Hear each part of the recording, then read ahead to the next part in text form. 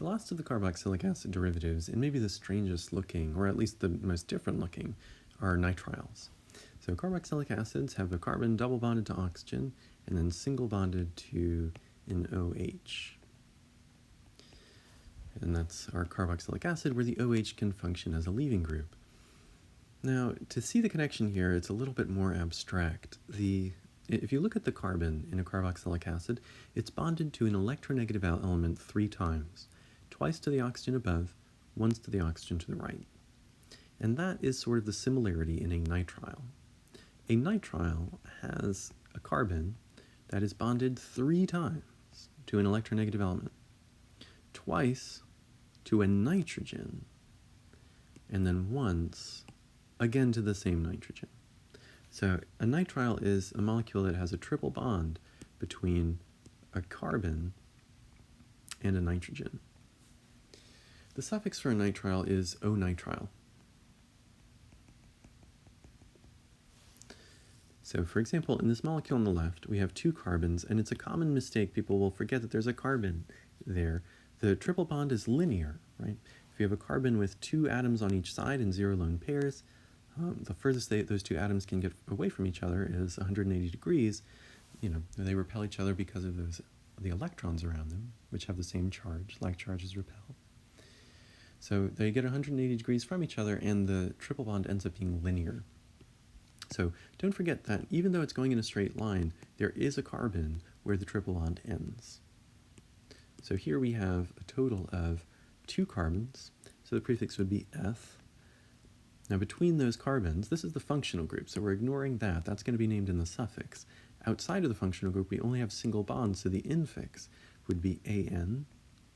And then because we have a nitrile, a carbon triple bonded to a nitrogen, the suffix will be O-nitrile. So this is the IUPAC name. It's ethanonitrile. If you go into a chemistry laboratory, you'll see this molecule a lot. It's a very common polar aprotic solvent that you would use for something like an SN2 reaction. You can also use it in chromatography.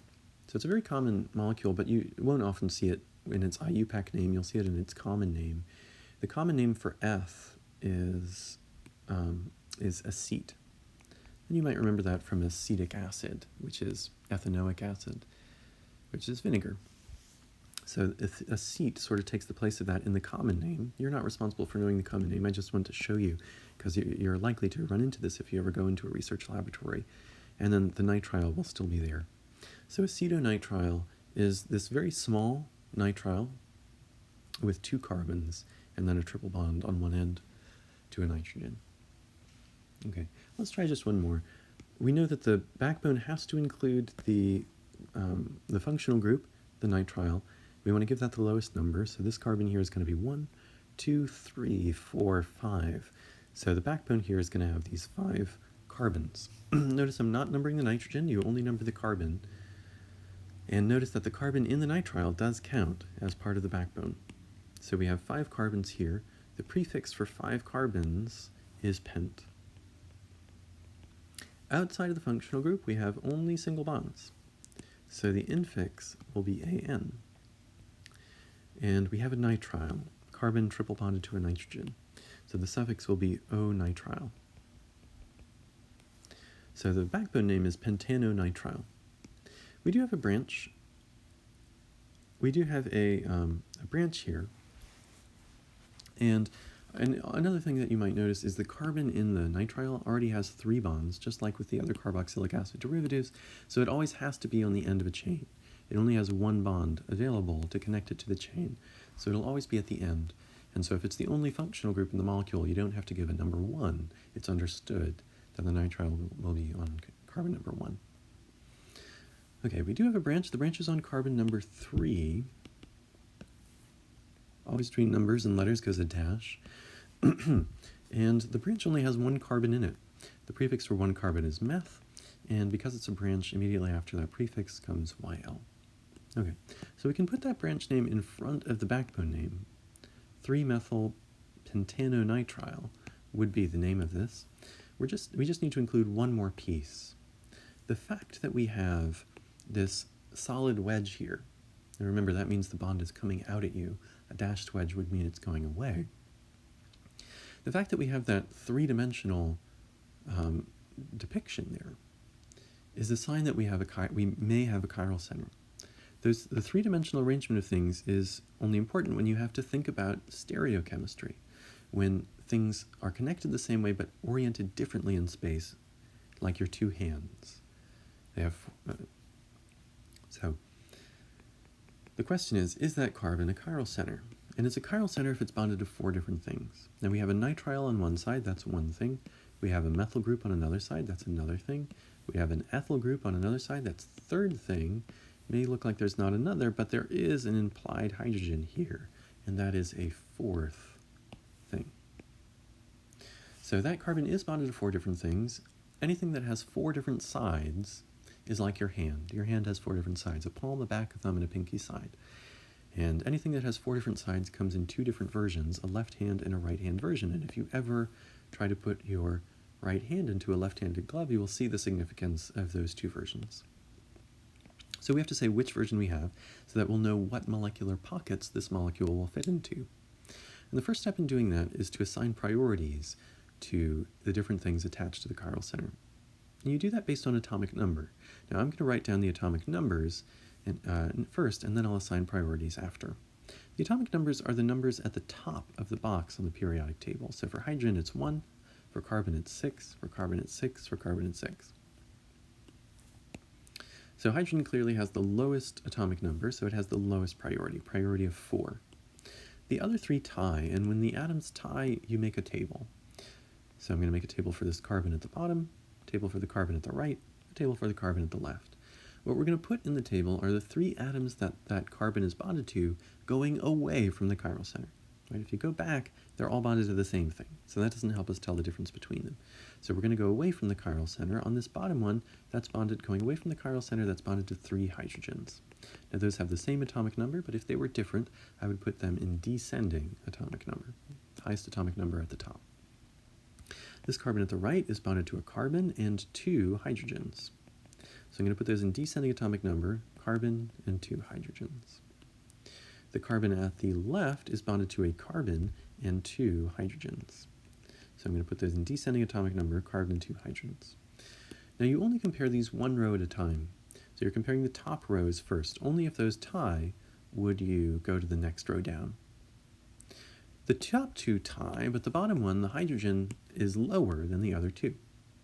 And because the hydrogen there has a lower priority, that branch will have a lower priority than the other two. That will have a priority of 3. So now that we've assigned that, these others are competing for a priority of 1 and a priority of 2. Well, the top row ties, so we go to the second row. Hydrogen and hydrogen. That ties, so we go to the third row. Hydrogen and hydrogen. They all tie. So we're going to go to the next carbon along this chain. So we're going to go to this carbon here on the right and this carbon here on the left. They're both carbons, so we have to make a table to tell the difference between them. The carbon on the right is bonded to a nitrogen, and a nitrogen, going away from the chiral center. So nitrogen, nitrogen, nitrogen. The carbon on the left is bonded to hydrogen, hydrogen, hydrogen. So hydrogen, hydrogen, hydrogen. And when we compare those, the nitrogen in the top row has a higher priority than the hydrogen in the top row of the other table. And so this branch on the right has the higher priority. That gets priority of 1, and the branch on the left has the priority of 2. I'm going to erase these tables and all of these drawings that we used to help, just to make it look less cluttered and easier to follow. Now that we have these priorities, we need to make sure that 4 is going away, and luckily it is. We'll talk about what you'd do if it were coming out at you, but if it's going away, that's good. That means you can go from carbon number 1, ignoring 4, go from 1 to 2 to 3, and because we're going clockwise, that is R. You can remember because as you go from the top to the bottom of an R, you have to go clockwise.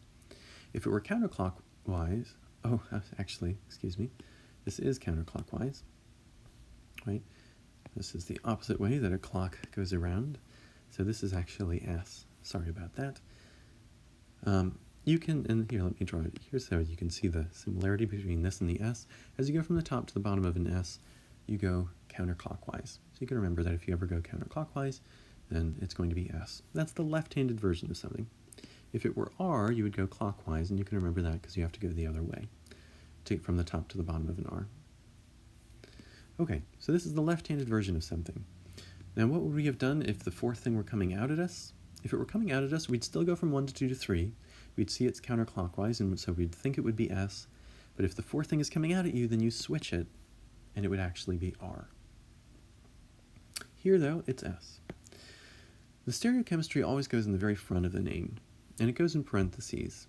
Now, if you only have one chiral center in a molecule, then you don't put the number for where the chiral center is.